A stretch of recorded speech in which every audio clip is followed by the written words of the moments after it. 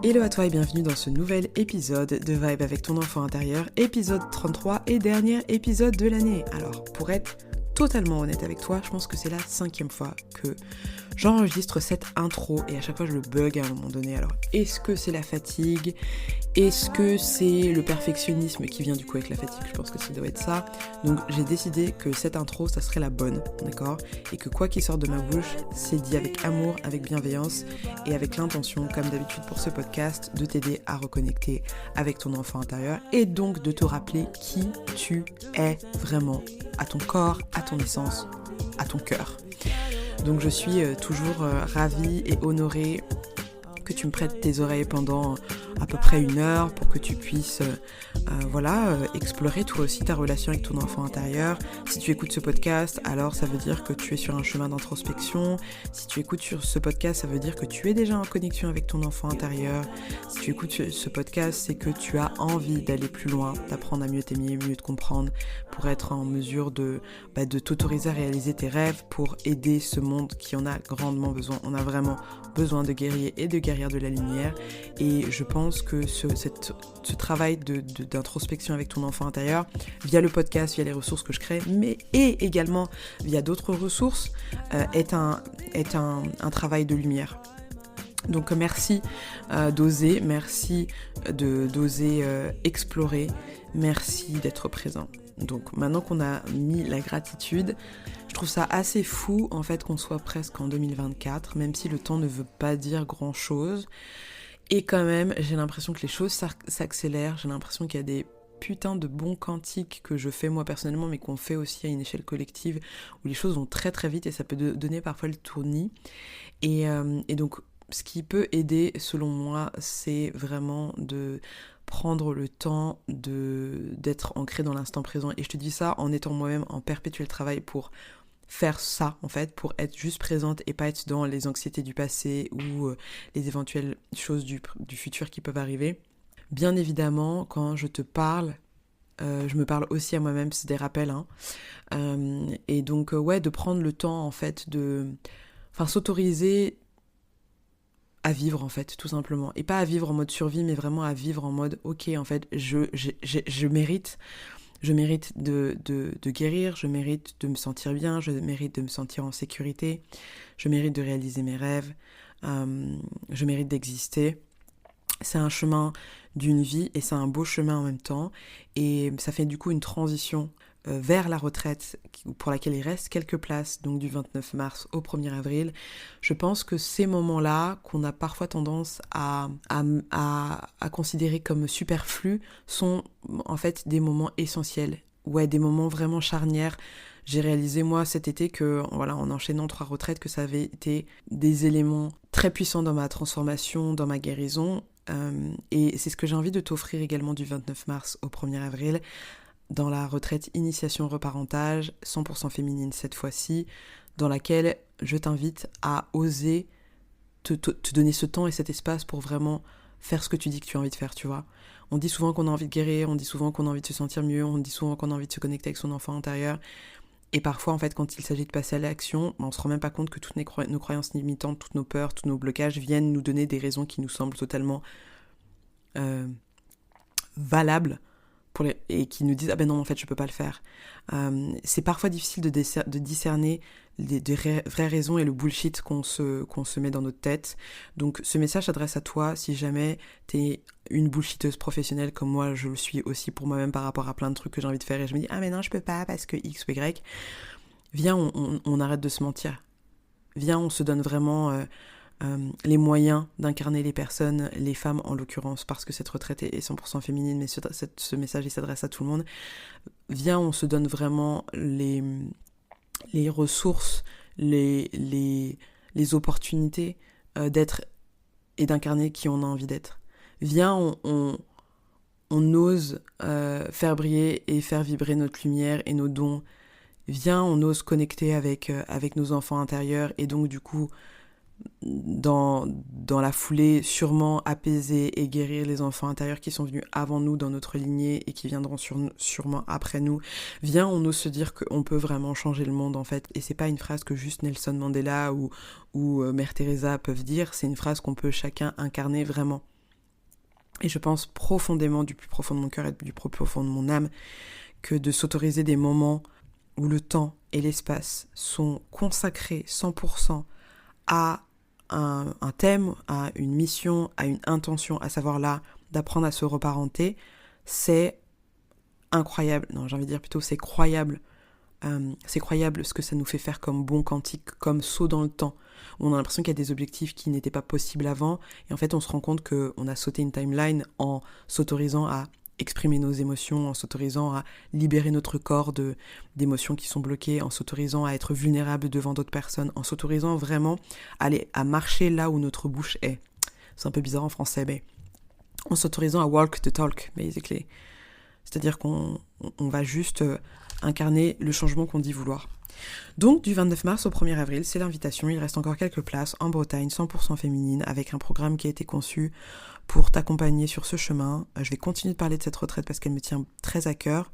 Et je vais continuer d'en parler parce que je vais aussi créer de plus en plus d'expériences et que c'est important pour moi de savoir que en fait, les personnes avec lesquelles ça résonne reçoivent le message pour nous rejoindre et vivre ce moment ensemble qu'on va co-créer. Ça va être top. Donc, du 29 mars au 1er avril, retraite en Bretagne, la première dédiée 100% à ta reconnexion avec ton enfant intérieur, retraite 100% féminine, et jusqu'au 31 décembre, tu as un tarif préférentiel, et à partir du 1er janvier, le tarif devient un tarif normal. Donc je t'invite vraiment, si tu es appelé, si ça résonne, si ça pique ta curiosité, à aller booker ta place, et tu as la possibilité de régler en 4 fois sans frais avec PayPal. Donc voilà, je pense qu'on est pas mal sur la promo de la retraite, et ne t'inquiète pas, je reviendrai pour t'en reparler dans les prochains épisodes. En attendant, nous allons recevoir notre chère et incroyable et délicieuse et brillante et pétillante Sonia, qui est une chef Sonia Marty Sokouri, qui est chef de cuisine et qui a été la créatrice du concept Black Culinaria. On a parlé pendant ce podcast de son amour de la cuisine, bien évidemment, du fait d'être aînée d'une famille de 4 enfants, d'avoir grandi à Abidjan avec des parents assez jeunes et d'avoir été quand même tout de même couverte d'or, d'avoir été considérée comme le porte-bonheur de son papa, d'avoir été une enfant roi jusqu'à l'arrivée de sa sœur. Et ensuite elle nous partage également la charge mentale de l'aîné, quand on est issu d'une famille africaine et qu'on est l'aîné, le poids que ça peut être sur les épaules. Ce qui est assez fascinant et ce qui est aussi très rigolo en termes de synchronicité, c'est que Sonia, ça fait quelque temps qu'elle s'est vraiment investie totalement dans l'amour de la cuisine et dans cette création culinaire. Et bien évidemment, quand on fait ce chemin-là, pour moi, je pense que c'est fortement lié à la reconnexion avec son enfant intérieur, avec nos rêves d'enfant. Donc c'est vraiment top. Et donc cette fameuse synchronicité, c'est que Sonia, il y a quelques jours, elle a sorti son premier e-book, un menu spécial fête, et c'est un e-book culinaire délicieux où elle te partage en fait un mini carnet de recettes, des choses auxquelles elle a pensé pour cette période culinaire de fête de fin d'année, et aussi pour toutes les fois où on a juste envie de bien grailler. Donc je t'invite bien évidemment à aller soutenir son travail. Je mettrai toutes les informations dans la barre d'infos pour commander son e-book, qui peut être un super cadeau si jamais t'es en galère de cadeaux de fin d'année pour toi ou pour une autre personne. Vraiment, n'hésite pas. Donc on a dit épisode 33 avec Sonia. Quant à nous, après cet épisode-là, on se retrouvera le 7 janvier pour le premier épisode de l'année, qui sera un épisode décryptage. Je suis encore en train de travailler sur le sujet, but it's going to be good. En attendant, bien évidemment, je te souhaite de merveilleuses fêtes, que ça soit Hanouka, je crois que c'est déjà passé, Kwanzaa, je crois que c'est déjà passé, donc là c'est Noël, bref, célébration de fin de cycle en famille ou avec des amis, célébration avec ton enfant intérieur. C'est un super moyen maintenant de se reconnecter avec ses énergies lumineuse, de partage, de joie, de cadeaux de la vie. Donc je te souhaite de merveilleuses fêtes. Je te remercie pour ton attention et bien évidemment, on se retrouve sur les réseaux sociaux si jamais tu as envie de connecter avec moi. C'est Valérie DJMS pour mon compte perso et Vibe avec ton enfant intérieur pour le compte Instagram.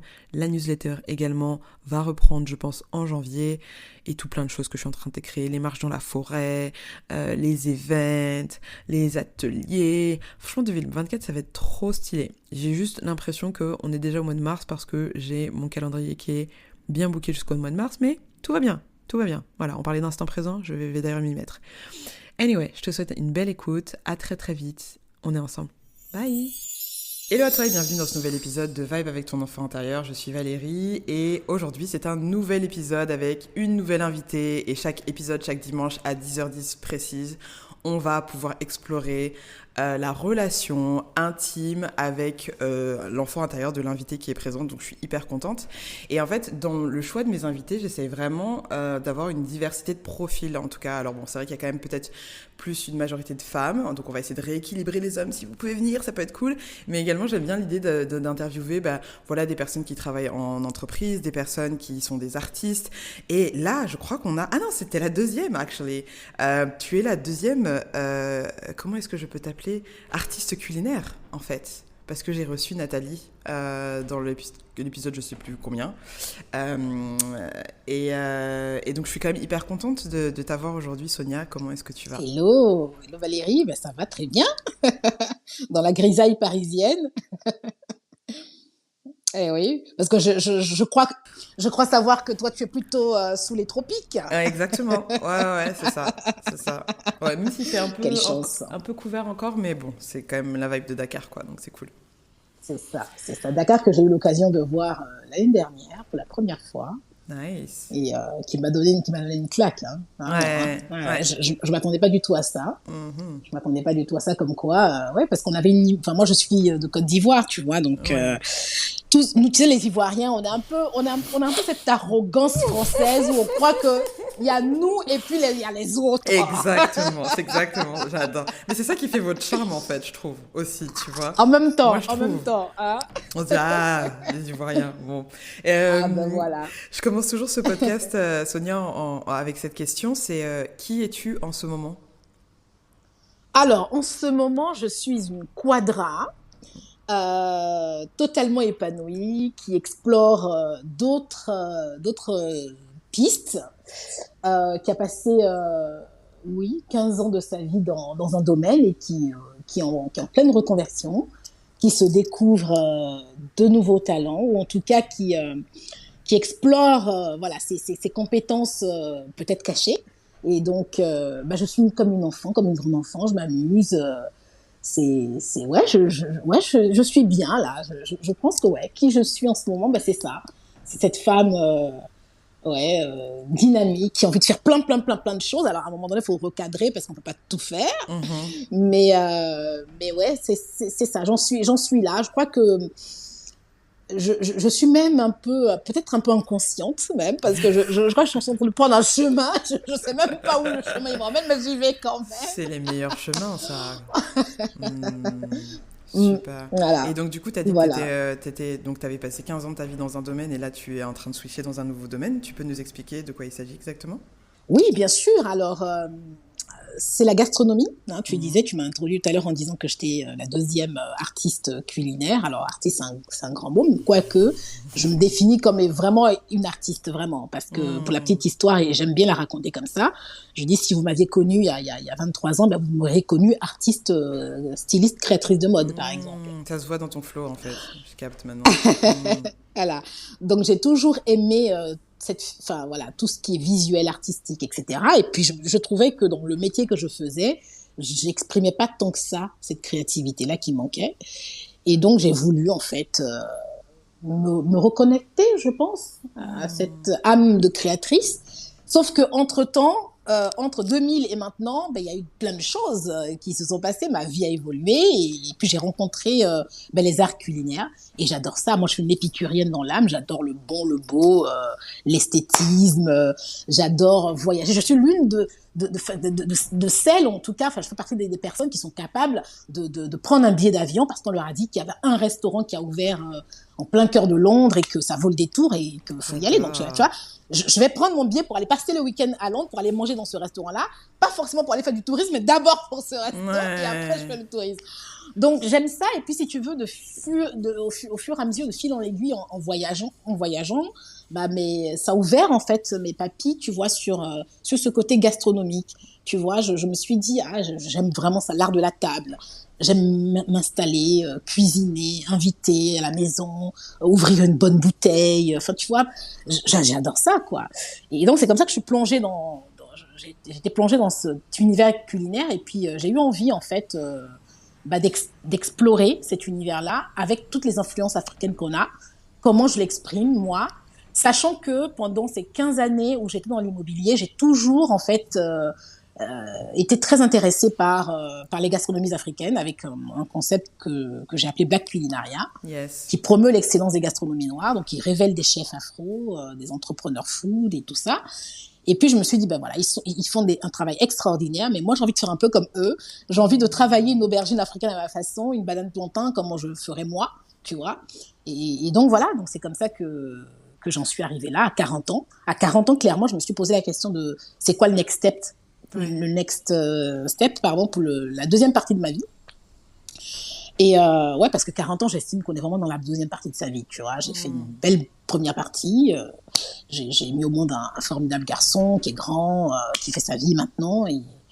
Et ouais, je me suis dit, ouais, pour les 40 prochaines années, j'ai envie de m'éclater, quoi, faire un truc cool. Trop bien. En tout cas, c'est hyper inspirant. J'aime bien le fait que tu sois passé finalement de quelqu'un qui met en avant et en valeur des experts de la gastronomie africaine à, en fait, est-ce que finalement c'était pas un prétexte pour moi parce que je n'osais pas le faire tout de suite et que maintenant je me dis bon, peut-être que en fait mais t'es dans le vrai, Valérie, parce que la vraie histoire en fait de Black Culinaria, c'est qu'en 2013 je suis revenue d'un voyage, j'avais pris plein les yeux et plein les papilles, tu vois, et je me suis dit, mais je voyage beaucoup, mais il y a une gastronomie que je ne vois pas au niveau d'excellence, c'est les gastronomies africaines, les gastronomies noires, tu vois, et à l'époque, j'ai ouvert un Facebook, donc je te fais coucou aux vieux, hein, aux anciens. Méta les jeunes. Méta, voilà. Et en gros, en 2013, j'ouvre une page Facebook qui s'appelle « Venez dîner à la maison ». Okay. Où dans l'idée, c'est de faire venir, d'inviter des gens chez moi qui ne connaissent pas les gastronomies africaines et réinventer en afrofusion des choses pour leur, tu vois. Donc, j'étais même pas chef à l'époque, mais c'était déjà ça l'idée. Ouais. Et donc, quand j'ai vu les contraintes que c'était, parce que très clairement, le métier de cuisinier, c'est un vrai métier, on s'improvise pas cuisinier, hein, voilà. Je me suis dit, bon, tu sais quoi, arrête, parce que c'est pas ton métier. Par contre, il y en a qui font. Il y a des pépites qui existent et ces pépites-là, va les chercher en fait. Ouais. Va les chercher et c'est comme ça que j'ai commencé. Ouais. C'est ouf parce que je trouve que t'as été... C'était quand tu faisais ça, le venez manger chez moi? C'était 2013. Tu vois, t'étais même... Enfin, parce qu'il y a la dimension food et il y a la dimension aussi conceptuelle, tu vois. Et je sais pas si tu te rappelles, mais dans les années... Oh, déjà de dire dans les années 2000, my God. Bref, dans les années 2010, ça ne rajeunit pas. Yes. Dans les années 2010, il y a eu tout le développement de concepts justement de communautés qui faisaient où tu pouvais faire venir des étrangers manger chez toi. Tu te rappelles de ça? Je me rappelle ça, on appelait ça à l'époque les dîners clandestins. Les déjeuners clandestins, des choses comme ça, ouais. Et il y avait des plateformes qui étaient spécialisées dans ça, c'est-à-dire que tu pouvais dire, moi j'hoste, voilà, ce soir je prépare le couscous, venez, et les gens payaient pour venir manger dans ton restaurant éphémère chez toi. Tu vois, donc c'est marrant. Moi j'avais participé à ça, oui, c'est sûr, il y avait une plateforme là, gratuite qui s'appelle Meetup, et Meetup faisait ça, et moi j'étais inscrite dans tous les groupes Meetup, où j'allais manger chez les gens. Et je me rappelle d'ailleurs avec ma sœur, un jour, on s'est retrouvés comme ça à Noël. C'était le Noël des orphelins. Ça s'appelait le Noël des orphelins. Oh, wow. Parce qu'à l'époque, il y a très longtemps, mes parents n'étaient pas encore en France. Et avec ma sœur, on s'est dit, franchement, tu vois, nos gosses étaient, elle n'avait pas de gosses. Moi, mon fils, il devait être chez son père, je sais pas quoi. Et on s'est retrouvés comme ça, aller manger chez un gars qui avait fait une espèce de dîner comme ça clandestin à Noël. Donc, c'était un concept qui était très, très à la mode. Et puis, je pense aussi que c'était très tendance aussi à l'époque parce que c'était le boom de, tu sais, un dîner presque parfait. Exactement. Les gens chez les gens. Bien sûr. Ouais. Tu vois, c'était toute cette mouvance-là. Ouais.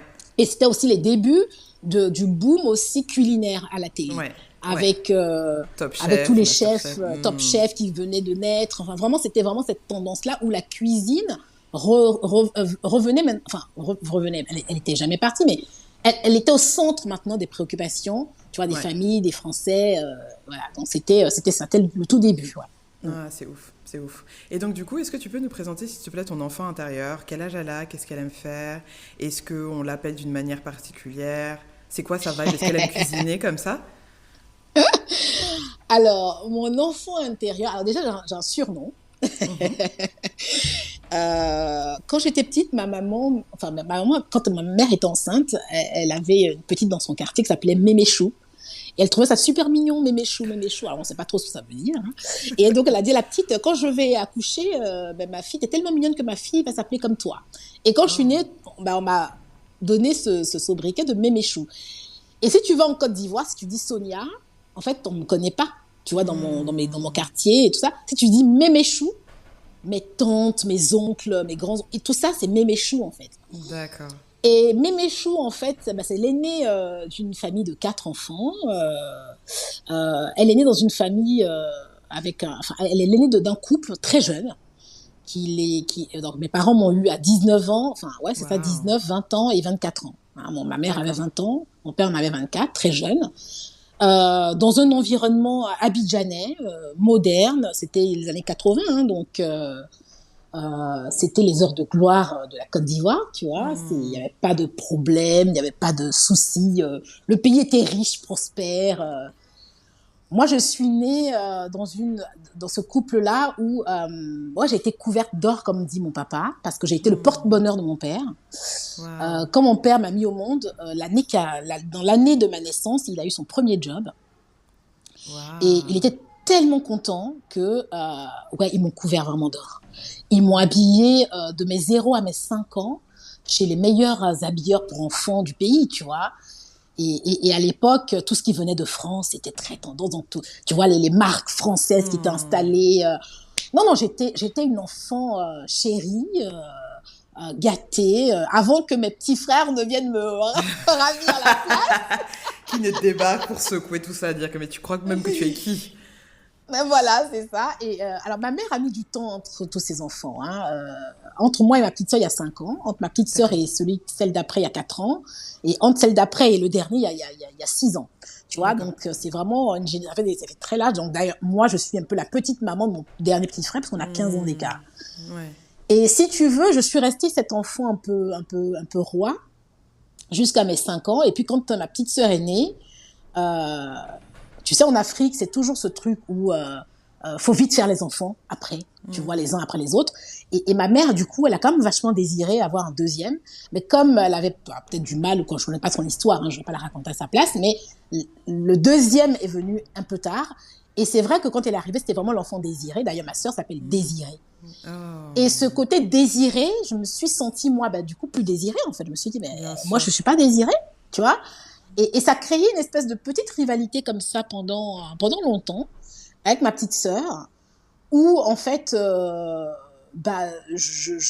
je trouvais qu'elle avait pris ma place, quoi, quelque part, tu vois. Hmm. Et puis, elle ressemblait beaucoup à ma maman qui était, bah, qui est toujours, parce elle est encore en vie, mais dans sa jeunesse, elle était très belle. Ma mère était vraiment en physique incroyable. Et bah, elle nous raconte qu'elle faisait faire des carambolages dans la rue quand elle marchait, tu vois.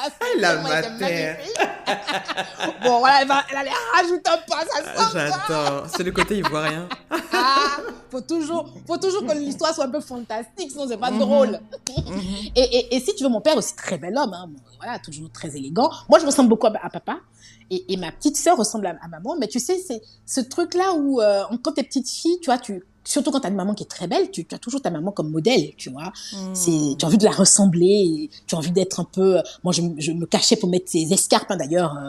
Toute l'élégance que j'ai aujourd'hui, elle découle de ma maman.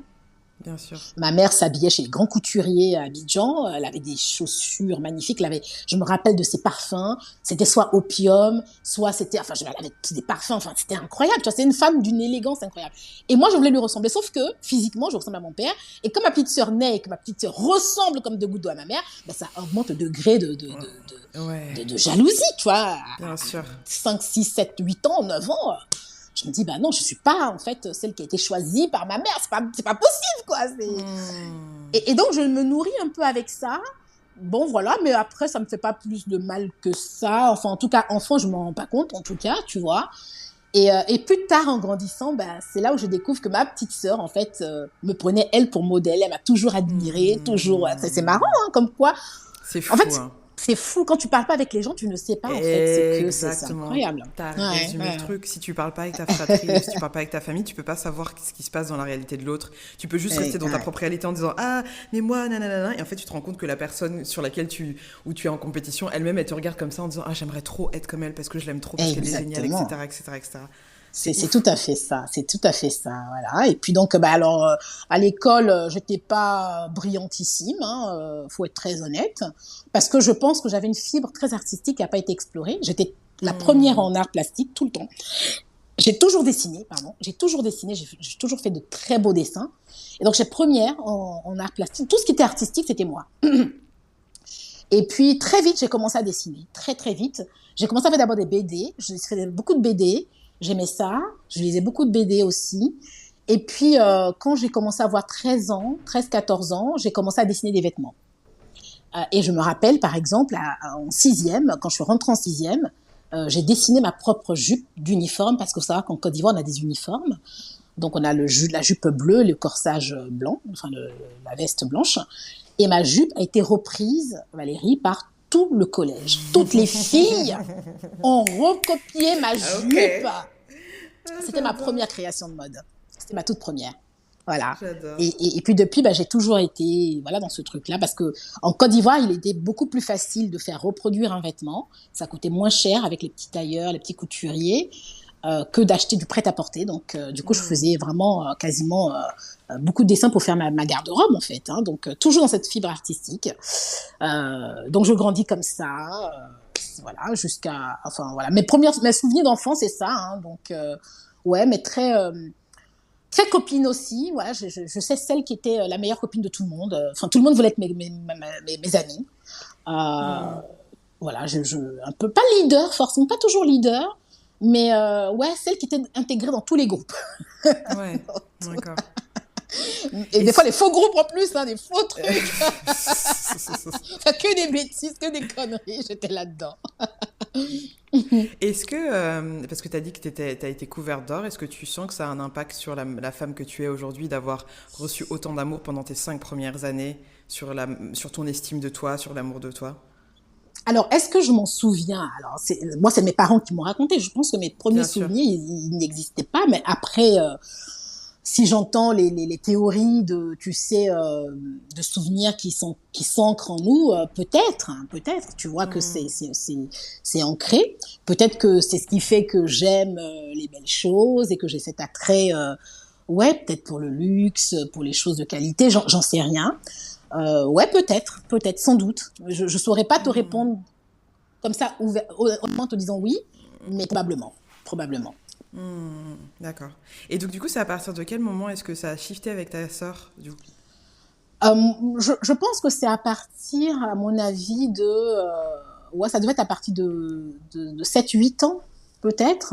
Ok.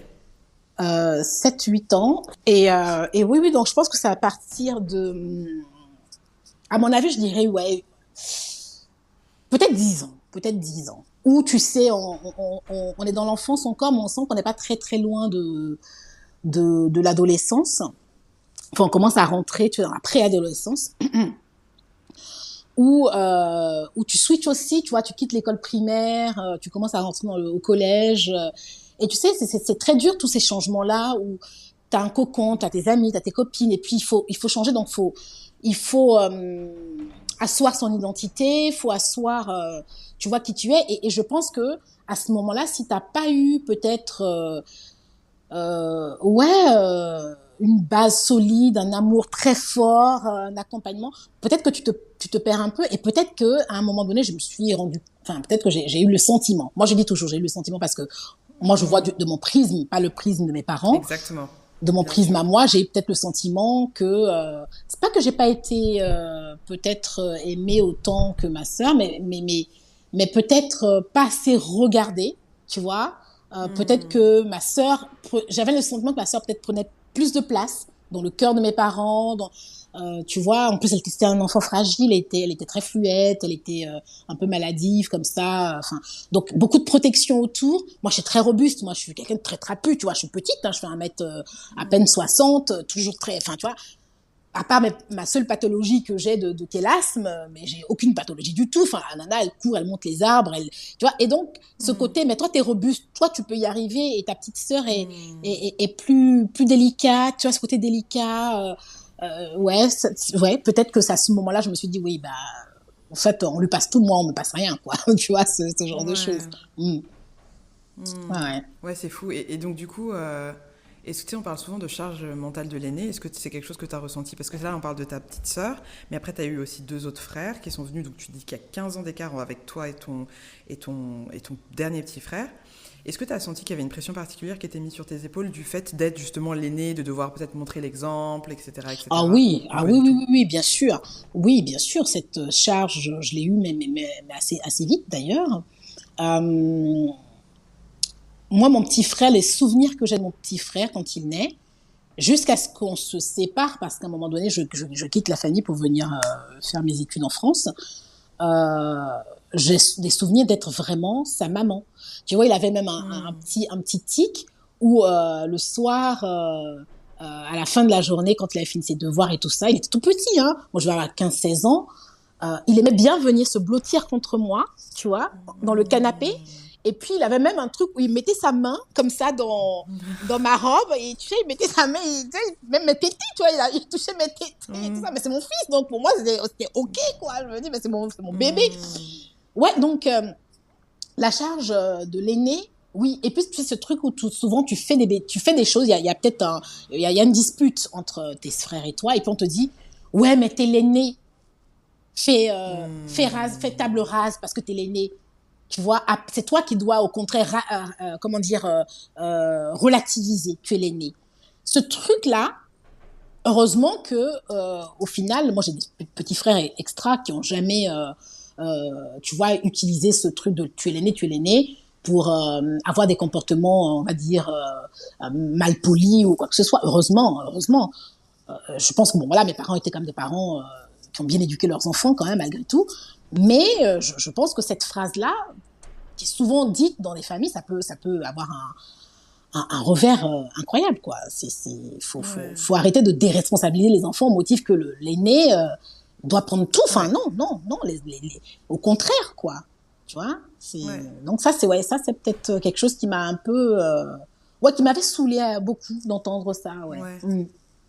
Est-ce que tu arrives à identifier aujourd'hui l'impact que ça a eu sur toi, par exemple, dans ta vie, qu'on te dise tout le temps, bah, c'est toi qui es l'aîné, c'est toi qui dois prendre, c'est toi qui dois prendre la responsabilité, ou finalement, en sous-texte pour un enfant, un ado, ça peut être, mais en fait, c'est ta faute, t'aurais dû gérer autrement. Est-ce que tu as senti que du coup, ça s'est transformé dans tes comportements de jeune femme et de femme? Euh, Honnêtement, enfin, moi j'ai embrassé vraiment avec plaisir plus tard. Quand j'étais plus jeune, je comprenais pas, ça m'énervait. Mais quand je suis devenue jeune femme adulte, j'ai embrassé ce rôle-là avec plaisir, tu vois. Hmm. Moi, j'ai eu plaisir à beaucoup aider mes petits frères, notamment dans leurs études. À partir du moment où je commençais à gagner ma vie, tu vois, à les aider financièrement, à les faire venir en France. Enfin, c'est quelque chose que j'ai toujours apprécié faire. Donc, je dirais oui et non. Oui, oui, dans le sens où aujourd'hui j'ai ce côté beaucoup responsabilisé, de responsabilité. Hmm. C'est-à-dire que j'aime bien, dans un groupe par exemple, je vais être vraiment celle qui va prendre naturellement autorité, comme si j'avais encore ce relent de maternité, Hmm. de maman, de maternelle, enfin tu vois, ce côté maternel. Hmm. Je me laisse rarement porter dans un groupe, dans un collectif, Hmm. oui, je me laisse rarement porter. C'est moi qui vais être au contraire l'impulsion, la locomotive. Ouais. C'est hyper intéressant, du coup, je te partage un peu, moi, comment est-ce que je lis ça d'un point de vue énergétique et comment est-ce que moi, ça peut aussi, enfin, ça pourrait affecter des comportements. Est-ce que du coup, le fait de jamais se laisser porter, ça veut dire également que tu as peut-être du mal à te reposer. Tu sais, reposer, donc le repos, et reposer vraiment te laisser, genre quelqu'un qui prend soin de toi, et toi, genre t'es en mode, tu accueilles, tu vois ce que je veux dire? Est-ce que ça résonne? Oui, oui, oui, oui, oui, oui. Alors, c'est très marrant ce que tu dis, mais pendant très longtemps, Valérie, Ben, je me reposais pas. Alors, prendre soin de moi, ça, je le fais naturellement, donc ça, c'est pas un souci. Mais tu sais, ce moment où tu dis, ouais, je lâche tout, je lâche prise, je, je me laisse porter, je me laisse aller. Tu vois, même en vacances, j'ai ce besoin de contrôler. De contrôler. Alors, on va faire quoi? Itinéraire 1, itinéraire 2.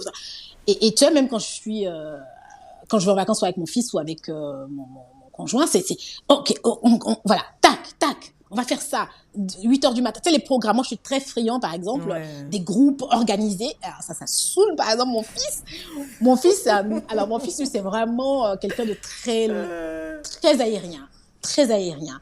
Il va dire, ben non, voilà, moi je veux pas aller dans un groupe, on va te dire, ben à 8 heures, t'as visite de tel musée, à 9 heures, t'as visite. Non, non, non, non. On se laisse porter. Et bizarrement, à 40 ans, quand j'ai fêté mes 40 ans, ça a été le moment où j'ai, j'ai commencé ce cheminement de, bah, on s'en fout, en fait. Et Ouais. ça a commencé par déjà mon corps, mon corps. Pendant des années, je faisais du sport jusqu'à 5 fois de fitness, muscu par semaine. J'étais gaulée comme pas possible pendant des années. Je mangeais, mais c'était rationné, les lipides, protéines, glucides. Je calculais, j'avais des applications, enfin, j'avais tout. Je voulais être parfaite, en fait, physiquement déjà, tu vois. Chez moi, tout était nickel, rangé. Enfin, tu vois, t'arrives, tu peux manger par terre, c'est propre et tout ça. Et quand j'ai eu 40 ans, il y a eu un lâcher-prise. Je ne sais pas, me demande pas ce qui s'est passé, j'en sais rien. Mais ce truc où, avant, je disais, mais attends, moi, quand quelqu'un sonne chez moi, il faut que ce soit parfait, il faut que ce soit nickel. Bon, en fait, si tu viens sonner chez moi, que j'ai pas fait le ménage, je m'en fous, en fait, aujourd'hui. Tu vois, Ouais. alors qu'avant, c'était impossible. C'était impossible. Alors, je suis toujours comme ça, mais beaucoup moins. Et le physique, Ouais. c'est pareil. Bah, j'ai ralenti drastiquement mes séances sportives. Je fais toujours du sport. Hein, donc, de 3, on est passé, de 6, on est passé de 5, on est passé à 3, pardon. Ensuite, là, maintenant, c'est une fois par semaine. Et puis, c'est des sports plus doux. Ça va être du pilates, du Ouais. yoga. Ouais. Ouais. Je me Ouais. tue plus comme avant. Et étonnamment, je me plais. Je me plais nettement mieux aujourd'hui Bah, c'est un truc de ouf. que toutes ces années. J'ai une confiance en moi qui est décuplée. Là où je Ouais. pensais que mon attitude, par exemple, un peu de fille sûre d'elle, comme ça, était de la confiance en soi. Mais en fait, c'était pas de la confiance en soi. Je pense que je cachais quelque chose, quoi, tu vois. Exactement, c'était une barrière, c'était une C'est une protection. protection. C'est une protection. Alors qu'aujourd'hui, ah, Ouais, ça résonne tellement. Franchement, c'est ouf parce que ouais. je trouve que tu vois, quand tu parles avec des femmes, bon, afrodescendantes, mais même des femmes de manière générale, tu vois, j'ai l'impression qu'il y a il y a un shift qui est en train de se passer de, on a capté qu'on était quand même dans une polarité masculine très puissante. Il faut Mhm, faire go, go, go. mhm, Attends, quoi, il faut déménager. Ah, vas-y, on porte tout. En plus, on met des talons. On est, tu sais, un peu l'archétype tu sais, de la superwoman, quoi. mhm. Et en fait, qui peut être un super archétype, mais qui nous ne nous sert pas quand il s'agit de faire une pause. Et donc de revenir dans une polarité plus féminine, une polarité plus, tu vois, de l'eau, du repos, de l'accueil. Et donc je me dis aussi, est-ce que tu as le sentiment que le fait d'avoir lâché prise, c'est ça qui t'a donné l'autorisation d'aller vers la cuisine et de t'éclater, de te dire, ok, what's next, qu'est-ce que je fais? Reconnecter finalement avec ton enfant intérieur, reconnecter avec cette énergie de créativité et de dire, bon, je prends le chemin, je sais pas du tout où je vais, comme quand je montais sur les arbres, mais ça va être fun, tu vois.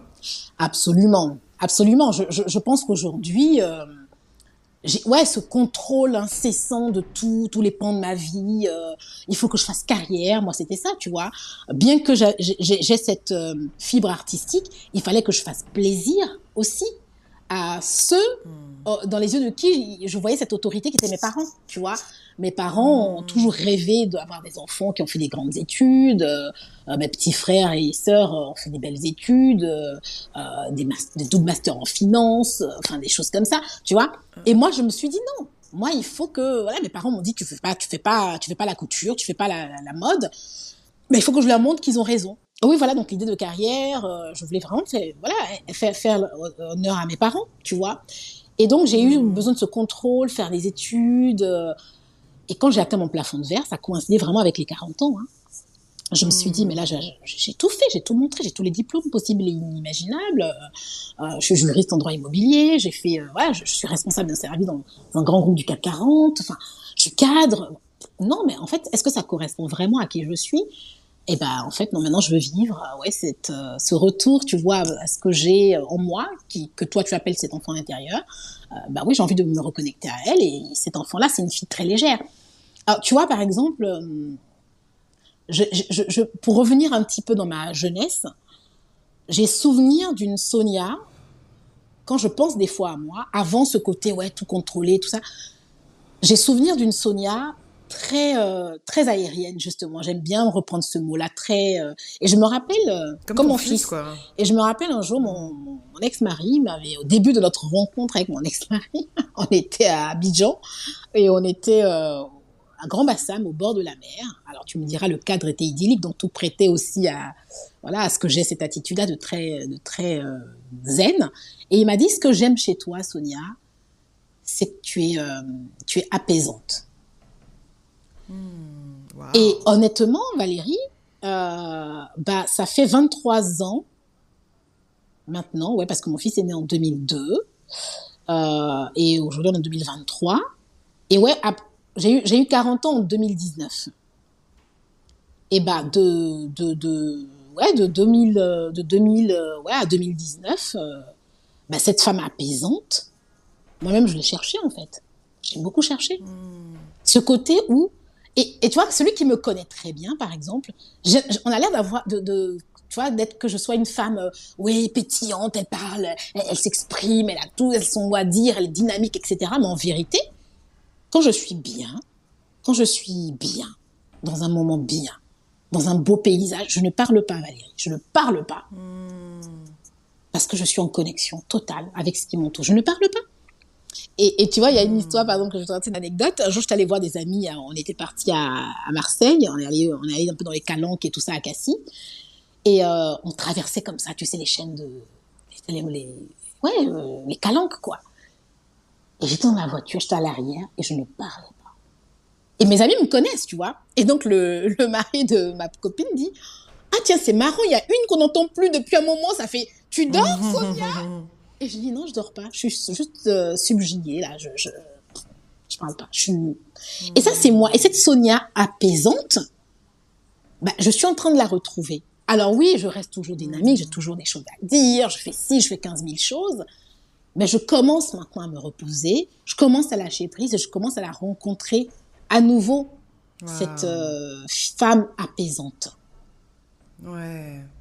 Trop Tu vois, chouette. c'est... Trop chouette. Et c'est fou parce que plus tu vas être aligné, plus tu vas faire des choses déjà grandes que tu fais. Là, j'ai vu ce que tu avais posté hier sur le fait que tu es maintenant la représentante de l'école. Attends, c'est quoi de l'école Le Nôtre C'est en ça. Afrique? C'est what? Girl, what? Excuse us? Tu vois, c'est fou comment en fait la vie s'aligne et les choses ça arrive à toi vu que tu reviens à ton C'est essence, ça. quoi.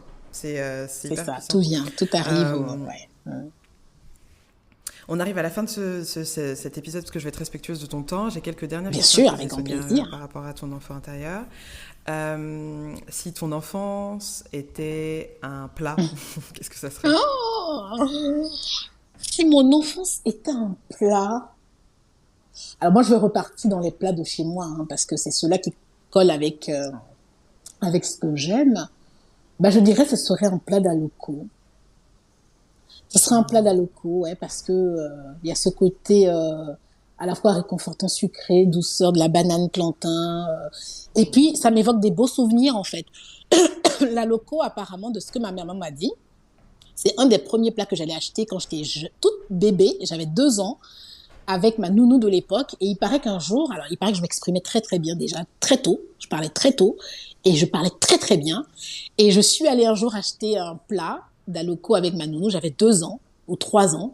Et la vendeuse a dit, donne ton assiette, je vais te donner l'aloko. Et moi qui lui ai dit à 2-3 ans, on ne dit pas, je vais te donner l'aloko, on dit, je vais te servir l'aloko. Ok. Et donc, j'ai des très beaux souvenirs avec la loco. J'ai mangé de la loco tous les jours à 16h. Et c'était des beaux moments. Donc, c'est doux, c'est beau. Visuellement, même, je trouve que c'est beau. Les bananes frites, c'est doré. Ça sent Ah là bon. là, c'est mon truc préféré ever. Genre, si tu veux m'acheter, tu me mets plein de plantains frits, bien mûrs. Non, et puis, je dirais aussi ça parce que ça s'accompagne avec beaucoup de choses. Avec beaucoup de choses. Ouais. Donc, tu vois, voilà. Ouais, j'aime bien. Yes, I love this. Si ton enfance était une chanson, qu'est-ce que ça serait? Mmh. Si mon enfance était une chanson, euh, ben, mon enfance était quand même joyeuse, hein, insouciante. Alors, je sais pas, est-ce qu'il y a une chanson en rapport avec l'insouciance, en fait? Je sais pas. Ouais, j'ai pas de son qui me vient à l'esprit, là, mais ouais, ça doit être ça, ouais. Une chanson très, très, Ok. très, très gaie, très, ouais. Mm. Et enfin, dernière question, qu'est-ce que tu donnerais comme conseil à des personnes qui te suivent, te regardent ou découvrent ton énergie, sont attirées par ça et aimeraient apprendre à reconnecter avec leur enfant intérieur mais ne savent pas par où commencer ou ont peur? Qu'est-ce que tu leur donnerais comme conseil? Moi, je leur dirais, honnêtement, ne trichez pas. Ne trichez pas, parce que c'est cette phrase de dire chasser le naturel revient au galop, c'est la vérité. Si vous avez besoin de faire un long voyage, ben faites un long voyage. Mais revenez toujours à qui vous êtes. Tu vois, parce que c'est ça la vérité. La vérité, c'est que qui on est, dans tous les cas de figure, va nous trahir à un moment donné dans notre imposture. Tu vois. Donc, et quand ça se présentera à vous naturellement, accueillez la chose. Acceptez cet enfant qui frappe à la porte, qui dit, ben non, je suis là, tu m'as peut-être oublié, mais je veux revenir. Parce que c'est là où vous allez briller le plus. C'est là où votre aura sera encore plus irradiant, parce que ce sera vous, en fait. Ce sera vous. Donc, ne trichez pas. Moi, je pense qu'aujourd'hui, les gens m'aiment pour ce qu'ils voient, parce que ce qu'ils voient, c'est vraiment qui je suis en réalité, et c'est cet enfant qui est en train de qui est en train de se révéler, qui est en train de se dévoiler. Wow, super. Super, super. Mais en tout cas, merci infiniment, Sonia, pour ton temps, pour cette belle énergie. Merci à toi. C'est vraiment top de te voir évoluer, de voir tes plats postés sur Instagram, je suis en mode, oh my god. Genre, et pourtant, je ne poste pas encore toutes les ressources que j'ai, donc là, je suis à 5% de ce que tu peux voir. Bah, pardon. On va doser. Il faut doser, ok. Mais en tout cas, dès qu'il y a un moment là où tu dis venez manger ma nourriture et que je suis dans la bonne zone géographique, I'll be there. Ok. Ça, et puis moi, je prévois aussi d'aller faire un petit tour sur le continent, y compris le Sénégal. Donc, si tu es encore là, je sais pas, peut-être qu'on se croisera là-bas en tous les cas. Et puis oui, si t'es à Paris, oui, bien sûr, avec grand plaisir pour te faire goûter à ma cuisine. Yes, grave, super. En tout cas, je mettrai toutes les informations de Sonia dans la barre d'infos. Si vous voulez suivre son aventure avec le nôtre, également, c'est top d'avoir des inspirations comme ça et des personnes qui ont une conscience surtout. Conscience de ce que c'est que les gastronomies africaines. Et pas la gastronomie africaine. Et pour pouvoir diffuser quelque chose aussi de puissant, parce que la nourriture, c'est quand même, les Américains disent soul food, la nourriture de l'âme. On a des nourritures qui sont très puissantes, très puissantes. Avec des histoires, avec une ancestralité. Donc, elles valent le coup d'être sublimées, d'être honorées et respectées. Donc, je suis contente, en tout cas hyper contente que tu sois une des ambassadrices. Merci beaucoup. C'est top. Merci beaucoup. Et puis, bravo à toi pour ce que tu fais, de donner cette parole aux personnes, femmes comme hommes, et d'aller chercher en fait l'essence de qui nous sommes via cet enfant intérieur. Et j'aime beaucoup le titre de ce podcast, de vibrer, de vibrer avec son enfant intérieur. Je pense que c'est ce qu'il nous faut. C'est ce qu'il nous faut. On a besoin de ça. Donc, merci à toi pour l'invitation. Avec grand plaisir, avec grand plaisir. Et quant à nous, on se retrouve la semaine prochaine pour un nouvel épisode du podcast. Tu peux aller sur le site si jamais tu as envie d'aller explorer des outils gratuits, des ressources pour te permettre de connecter avec ton enfant intérieur. Et voilà, on est ensemble. À très vite. Salut. Merci d'avoir écouté le podcast Vibe avec ton enfant intérieur. N'hésite pas à commenter, liker et noter. Et bien évidemment, si tu penses que ce podcast peut être utile à quelqu'un que tu connais et qui t'est proche, n'hésite pas à le partager avec lui ou avec elle. La musique a été créée par ma sœur DJ sound designer Clémy. Le podcast est produit par mes soins, Valérie Djoumessi, et par mon entreprise Vibe